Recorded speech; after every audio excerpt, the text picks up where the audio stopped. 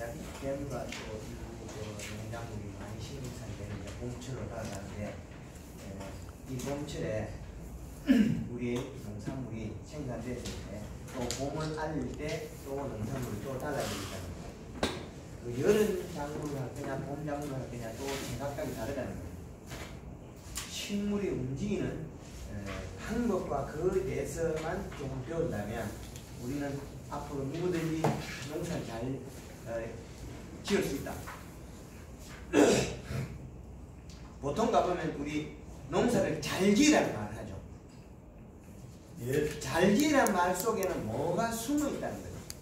그게 이제 앞뒤가 다 안 맞는 이야기 속에서 잘 지으라는 말을 해버리는데 이 잘 지으라는 말 속에 우리는 무엇부터 해야 되고 어디에서 주관을 둬야 되고 어디를 맞춰야 되는 이 기준이 어떤 기준표가 기준표가 있으면 우리가 농사를 다들 잘 하셨을 텐데 이 기준표 없는 농사를 짓다 보니까 전년도 다르고 올해 다르고 올해 한다고 해서 목표치가 어느 정해놔도 그 위치에 가는 게 제각각 다르다는 거예요.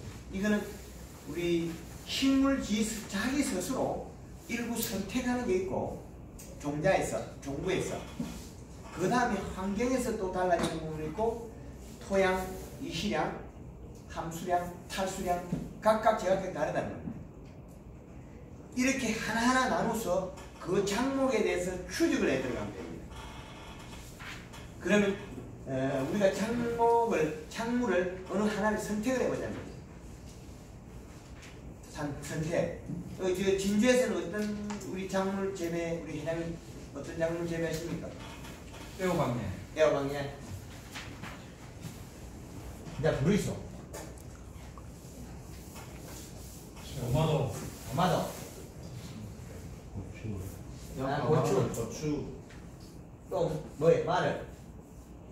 양파 삽니다. 자, 또 있습니까? 요거만 할까요? 피망이요? 피망도 고추 들어가면 되지. 네. 파프리카, 메론. 아, 멜론이야? 예. 예, 아, 예. 멜론 하면 흠거 요거 하는데 멜론. 또 다른 거는 요것만 요걸 묶어보면 요놈들이 또 여기 백화가에 속하는 요놈하고 요건 행이거든요.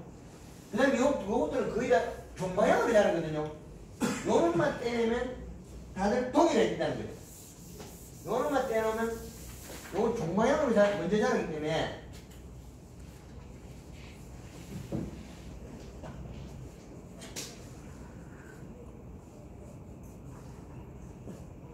마늘, 양파하고 그 다음에 감하고 알기가 요것들이 횡이 먼저 있을 거예요. 제가 아는 바로는. 그러면 얘는 왕창 묶어놔도 똑같다는 거예요. 얘도 꽃피고 열매 열고 호박 열고 토마토도 꽃피고 열매 열고 고추, 파프리카 뭐 요놈도 열매 열고 얘도 그 멜론이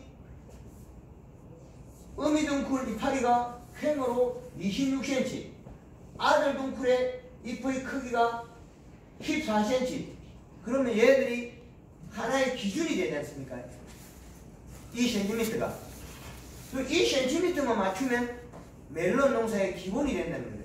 그럼 얘가 이렇게 되려면 이 상당히 잎이 크거든요. 그냥 넓이가 이렇다면 그럼 얘를 갖다가 아래로 내려가서 우리가 심을 때 여기서 떡잎이 있는 상태죠. 이 상태에서 우리 조상님들이 이야기한 될성 싶은 나무는 떡잎부터 좋더라. 요 주안을 두는 것 같으면 이 떡잎에서 영양을 어떻게 가할 거냐는 거예요. 떡잎도 영양을 잎에다가 떡잎 자체에다 영양을 주면 이게 바로 흡수하고 살이 쪄서 커요. 이게 떡잎 속에서는 내려가는 관과 자기가 크는 관인데 이 자체를 활용하는 거예요. 그럼 여기다가 우리가 잎에다가 영양을 줬을 때 이 영양소는 잎이 자랍니다. 열무나 무나 어린 그 씨앗을 심었을 때 그 부드러운 상태에서 떡잎이 형성됐을 때 떡잎이 다 자라지 않았다면 잎에다가 영양을 주면 더 자랍니다.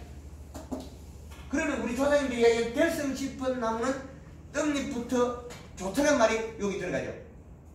그러면 우리는 이 상황에서 우리가 정식을 할 때부터 우리가 목숨을 두고죠. 그 외 것들은 육묘장이지 않습니까?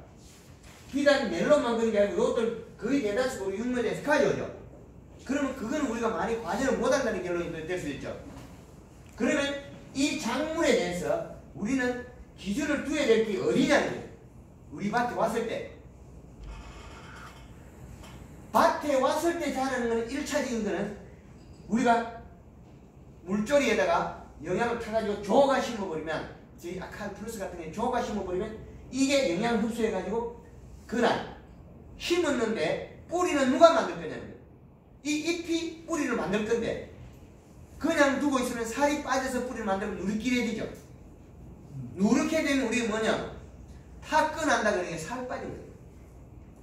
타건하는 게 아니고 살 빠지고 있는 건데 그는 그 잎에다가 영양을 줘서 물을 뿌려서 이동시키면 탈수도 막을 수 있고 힘이 강해지. 그걸 언제까지 할 거냐 그 선택을 해야 될 뿐이죠. 이렇게 그 잎에다가 영양을 한번 주고 낮에 맹물을 3번 정도 뿌리면 이 잎에 있는 영소 빨리 이동해서 뿌리고 발근이 아주 빠른 속도로 되면, 그러면 오늘 하루에 할 수 있는 양, 잎에다가 영양을 한번 주고 맹물을 3번 뿌리고 살짝 내일도 그렇게 하고 일주일 정도 하면 완전히 달라집니다. 그러면 그 다음 주에 우리 더 키울 거냐 말 거냐 결정하셔야 된다는 거예요. 그리고 이 작물들이 어릴 때 애호박이 통통해져 버리면 그 다음에 농사는 잘 지었다는 이미 그 증명이 되어버려요. 어릴 때 잘 지어야 되는데 어릴 때 잘 짓는 기법이 여기에 잎에 영향을 주고 물을 계속 공급시켜서 탈수량 이상으로 물을 공급시켜서 이동시키게 되면, 그냥 맹물만 얘한테 냈다 뿌리면 어떻게 되느냐? 잎이 더 빨리 노랗게 돼요. 뿌리는 행성대가 나옵니다. 뿌리는 나올 수 있으나 이 잎에 있는 함량은 적게 되는 거예요. 우리가 용량을 줄여야 되기 때문에 이게 쭉쭉쭉 줄어들면 잎이 노화되면서 뿌리는 많이 발생합니다.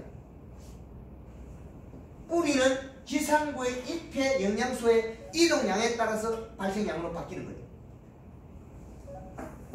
그러면 우리가 그 환경에서 할 수 있는 역할이라는 게 또 나눠질 수 있고, 그러면 이 작물이 이 상태에서 일주일 정도 해주고 2주 정도 가면 아주 건강해가 납작하게 크게 자랄 폼을 딱 잡아요.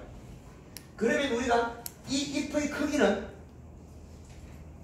1하방 달릴 자리에 잎의 크기를 얼마나 인정할 거냐? 호박이 제일 좋은 잎의 크기는 길이를 재었을 때 27cm, 1m. 이건 뭐냐면 꽃핀 자리에서 잎의 크기는 27cm와 1m가 제일 좋더라. 그러면 여기에서 4cm씩 뛰면 키가 20cm씩 줄어들어요. 23cm가 되면 얘는 80cm밖에 안 돼요. 19cm가 되면 얘는 60cm, 15cm가 되면 얘는 40cm밖에 안 됩니다. 요렇게 40cm가 돼서 요렇게 작아졌을 때는 이미 우리가 토마토 톤으로 수정을 하면 그 톤 장애가 일어나죠. 너무 그 상단과 가까우니까 장애가 일어난다는 거예요. 그러면 이런 현상이 일어나는 건 주된 원인은 뭐냐면 좀 커서 일어날 때에는 뿌리로 내려가야 됩니다. 이 뿌리가 영양소 함량을 가지고 있어야 되는데 이 비료량은 얼마 있다는 거예요. 호박의 적정치의 비료량과 함수량을 맞추고 이랑 높이를 맞춰서 환경을 조정한다면 이 호박은 힘이 안 딸리게 되어 있습니다. 구조상.